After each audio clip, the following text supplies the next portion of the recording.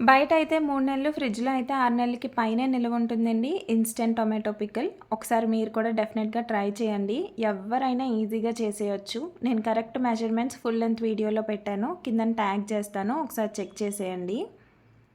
మీకు ఈ వీడియోలో నేను ఒక ఫ్యూ టిప్స్ చెప్తాను. ఏంటి అంటే number 1 and most important thing ఏంటి అంటే మీరు టొమాటో పచ్చడి, టొమాటో చింతపండు ఉడకబెట్టే కడాయి మట్టికి ఖచ్చితంగా either aluminium or non stick ఉండేలాగా చూసుకోండి. అడుగు మందంగా ఉండేలాగా చూసుకోండి. ఐరన్ కడాయి యూస్ చేసినట్టయితే పులుపుకి ఆ ఐరన్ కంటెంట్ కొద్దిగా పచ్చడిలో కలిసిపోతుంది కాబట్టి పచ్చడి పాడైపోతుంది, మన హెల్త్ కూడా పాడైపోతుంది.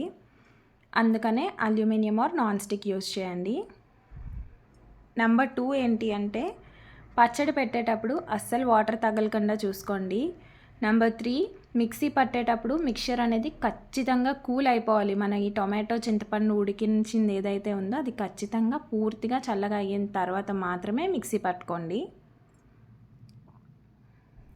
నెంబర్ 4 మెంతుల క్వాంటిటీ ఎక్కువ అవ్వకూడదు. తాలింపులో కూడా నేను మెంతులు వేయలేదు. మెంతులు ఎక్కువ వేస్తే త్వరగా పాడయ్యే ఛాన్సెస్ ఉంటాయి. సో మెంతులు తక్కువగా వేసుకోండి.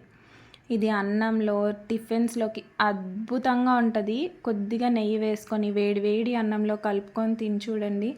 ఆహా! అని తీరాల్సిందే. మీకు ఈ కడాయి కావాలంటే నేను కింద డిస్క్రిప్షన్‌లో లింక్ పెడతాను. ఒకసారి చెక్ చేయండి.